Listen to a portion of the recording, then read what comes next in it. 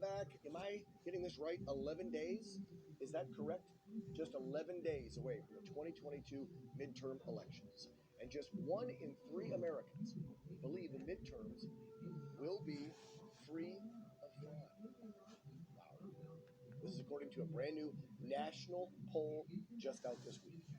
49% of all Americans, including a majority of Republicans and half of all self-described independents, believe there will be a lot, or at least, quote, some form of fraud this November.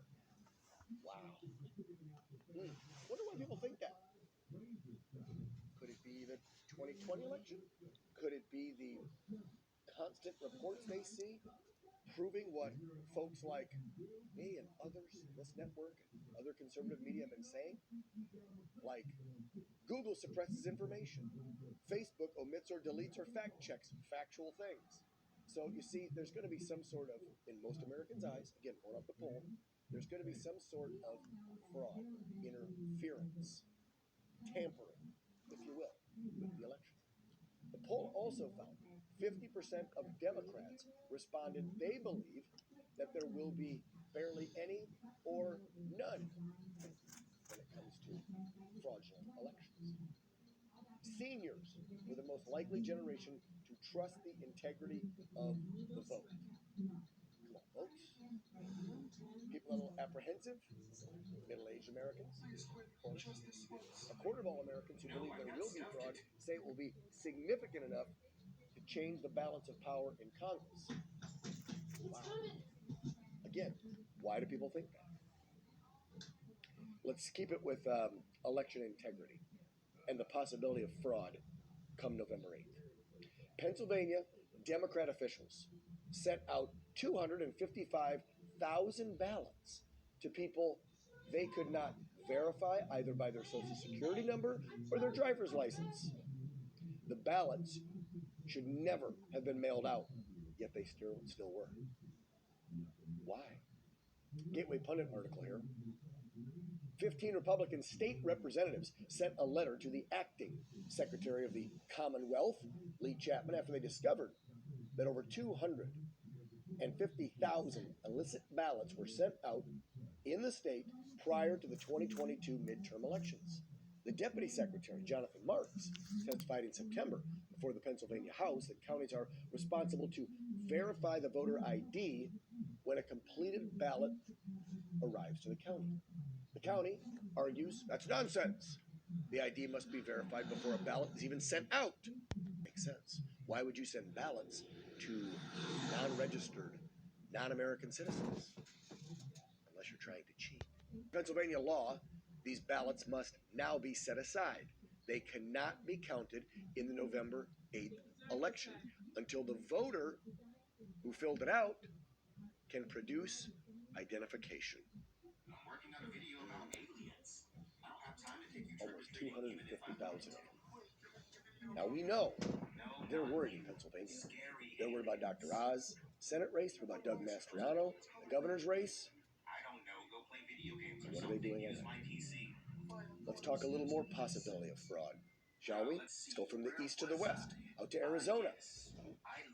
As many as at least 6,000 faulty ballots that only listed, now listen to this one, that only listed federal races were mailed to Arizona voters due to what they call a voter registration error. It's an error. That's right. Who runs that, by the way? Isn't the Secretary of State? Oh, that's right. Katie Hobbs. That's the Democrat running for governor against Kari Lake. Right. So her office announced the error. They say when people register to vote in Arizona or update their registration, an election system queries driver's license records to verify that the person has proven their citizenship. Those who don't have definite documentation on file are not supposed to be eligible to vote. Wow. But they're still registered as a federal-only voter. Now, how is that possible? Katie Hobbs? Who did that? Who cares? A spokesperson for Hobbs says the driver's license query failed in the system to properly verify some of these people, which is what led to them improperly being registered to vote in the federal races only. Although she did not provide a breakdown of the party affiliation of the nearly 6,600 ballots that were sent out. How about some good news for you? Allowing New Yorkers to vote by mail due to fear of COVID-19 is unconstitutional. This is a state judge ruling on this one. That's right. This is being hailed as a victory as far as Republicans go. This should be hailed as a victory by every American. We all want election integrity. We all want fair, free, open, transparent, legal elections, right? So in this ruling, the 28-page ruling that came down by a Saratoga County Supreme Court justice named Diane Freestone, it orders the local boards of election to stop counting the absentee ballots they've already received. Instead, officials have to preserve the ballots until after Election Day, or the resolution of a pending suit filed by state and local GOP and Conservative Party leaders. Democratic officials immediately filed a notice saying they would appeal the judge's decision, of course. But for now, you can't say that you have to have a mail-in ballot because of COVID any longer in 2022, because the alleged commander-in-chief already said that the pandemic's over. So in these states where Democrats are trying to push for mail-in ballots only and use COVID as the excuse, if this ruling stands, that'll be the precedent. Strange people following them or whatever. Joining us now for more on election integrity as we head into the midterms, but more importantly, will there be cheating and how can we identify it as it's happening in real time and hopefully put a stop to it?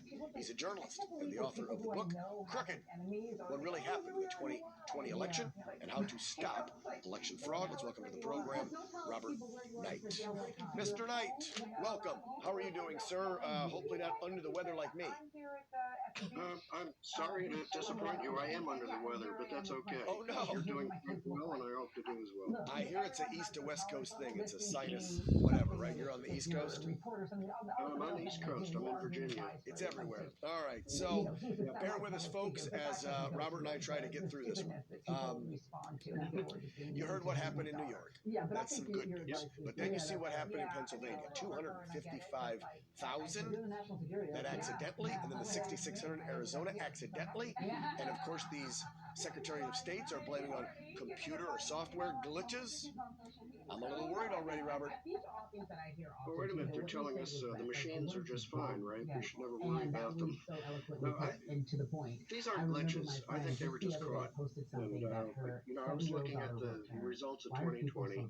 And what got to me was the number of stories in the mainstream media, so-called mainstream, using the word falsehood, unfounded, baseless. I mean, they still do it. Every day I pick up the Washington Post. It says President Trump's baseless allegations that there were problems in 2020. I'm sorry, they're not baseless. I wrote the book Crooked to compile all the evidence out there that inspires people like me and you to be election deniers. I really do think the election was flawed at best, stolen at worst. And here's the good news, though, Dan. I don't think it'll be as bad this time around in the midterms, simply because people like Mark Zuckerberg aren't going to be pouring $400 million into taking over election offices in key cities and key states. Great point. They did in 2020. Right. People are watched more closely.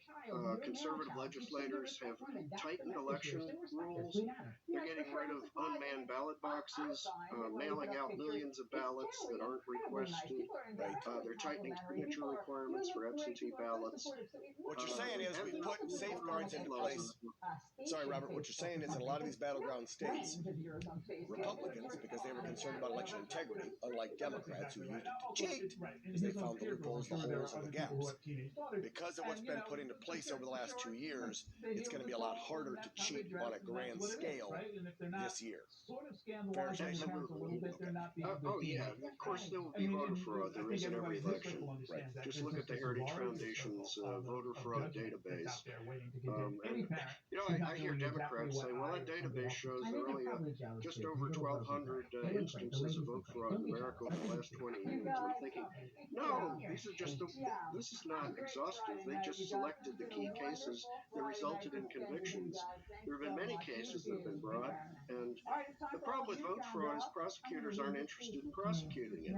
It's hard to prove. The penalties aren't very strong. And by the way, crime is rampant all over the country. They've got better things to do, they think. Stopping murderers and rapists. So this idea that vote fraud really isn't a problem is a myth.